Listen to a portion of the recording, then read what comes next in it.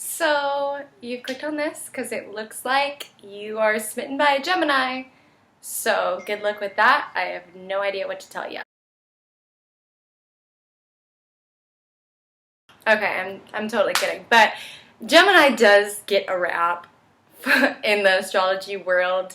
Not a lot of people super trust them, and I'll get into where that stereotype came from, because with any sign there's a high vibrational and there's a low vibrational, and the low vibrational of Gemini has clearly scarred a lot of people, because in the astrology world they're like, oh, Gemini. But I personally like the energy a lot, and a lot of people do. I mean, it's exciting, it's fun. You probably have a Gemini friend. They're fun people. They know how to talk, they're flirty, they're always up for adventure, they're very curious. So, but they do have the other side, which is that they get a rap for being two-faced. They are the twins. So I've mentioned in many of my videos how each sign is incarnated to learn a particular lesson.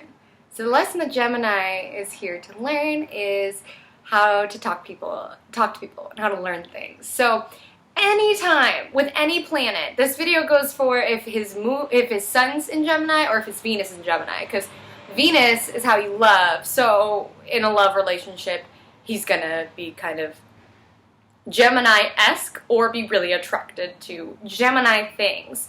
So the lesson there is they're learning how to talk to people, and with anything that it shows up in, there's this tendency to go surface. And that's not to say that they're surface shallow people, it's just that the deep stuff just doesn't interest them as much, so they'd rather just skim the surface and learn about everything.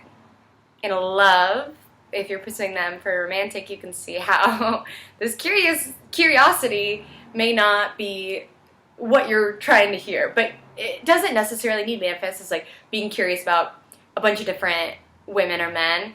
It very much could be curiosity just of the world around them and knowledge. So I would recommend, if you are fallen for a Gemini, is to definitely pique their mental. If you get them here, you get all of them. So you want to make sure that being with you feeds their curiosity. They're learning new things, going to museums, learning about this topic and this topic, and they don't super want to hear about you. They have this huge world to explore, so that's probably going to bore them, and emotional stuff they're just not going to super get, because it's not why they're here. They're the first air sign, so they're the least evolved. As the zodiac continues, the signs get more evolved.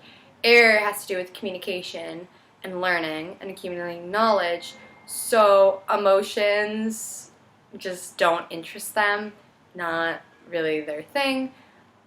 They'd much rather just kind of skim the surface and learn about everything. So another idea for date nights, you want to interact with a lot of people. They're very much social butterflies. They want to talk to a lot of people and learn a lot of things, and you want to get them there. I'm so sorry, there's like a fly in here, so sorry if that's bugging you.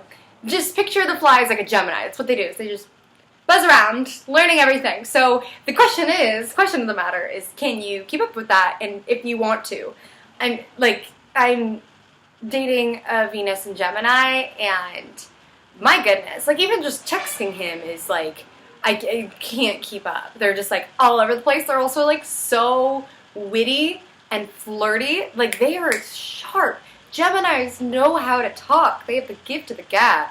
So they are very quick, and then like I'm a Pisces, so I'm halfway here most of the time. So I'm just like, oh my gosh, what do I even say? How can you guys be this fast? So it's just a matter of if you want to keep up with that. If you want to keep up with that, if you're okay with maybe not getting the level of emotional support that perhaps you want, like if you're a water sign, you might not always get that. I mean, dependent, if your chart has a lot of air, you might be able to connect with them, or fire for adventure. But Geminis, you just really want to keep things light and fun and active and new. Newness is the name of the game. I would even say, like, when you're dating a Gemini, you know, they're twins, so they're fine with, like, being a different person. Sometimes they know how to, like, play different roles, which is, as I was explaining, where that low vibrational thing comes from. Oh, they're two-faced. Oh, they could just switch on you any second. They know how to play roles. So maybe play roles back. Wear wigs when you go out, or like dress different, or be different, or just be like, hey, we're gonna go to this bar and act like we're totally different people, like totally different names and identities. So just playing games like that. They're very much into games, possibly mind games.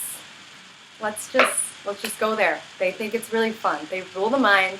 They're not that evolved. They don't really understand